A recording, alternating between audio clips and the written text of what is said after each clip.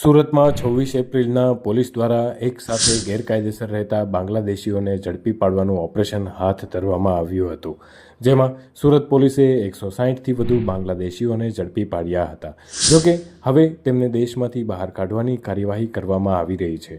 ત્યારે સુરત પોલીસે આ તમામ બાંગ્લાદેશીઓને ઝડપી અને કાયદેસર રીતે તેમના મૂળ વતન પરત મોકલવા માટે JICને જવાબદારી સોંપી છે, જે હવે કેન્દ્ર સરકારના ગૃહ વિભાગ સાથે સંકલનમાં રહી અને આગળની કાર્યવાહી હાથ ધરશે. સુરતના ભેસ્તાનના ઓન વિસ્તારમાં 100થી વધુ બાંગ્લાદેશીઓ પકડાયા હતા. આ લોકો ઇસ્માઇલનગર અને સાયરાનગર જેવા વિસ્તારમાં ભાડાની ઝૂંપડીઓમાં વસવાટ કરતા હતા. પોલીસે જ્યારે તેમને ઝડપી લીધા હતા, ત્યારબાદ આ વિસ્તારમાં ધાડાધાડ મકાનો બંધ જોવા મળ્યા હતા અને અનેક બાંગ્લાદેશીઓ ભયભીત થઈ અને ભાગી છૂટ્યા હતા. ત્યારબાદ શહેરના તમામ DCPના નેતૃત્વમાં અન્ય વિસ્તારોમાંથી પણ બાંગ્લાદેશીઓ પકડાયા હતા.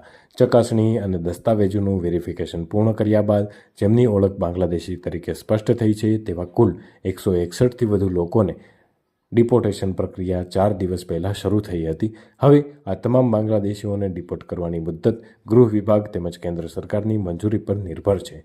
સત્તાવાર સૂત્રોનું કહેવું છે કે વર્તમાન સમયમાં ભારતમાં યુદ્ધ સમાન તંગદિલી હોવાથી ડિપોર્ટેશનમાં થોડો સમય લાગી શકે છે, કારણ કે જે દેશ તરફ આ લોકોને મોકલવાના છે તે દેશની તરફની હાલની લાઇન ખુલ્લી રાખવી કે નહીં તે પણ રાષ્ટ્રીય સુરક્ષા એજન્સીઓ નક્કી કરશે.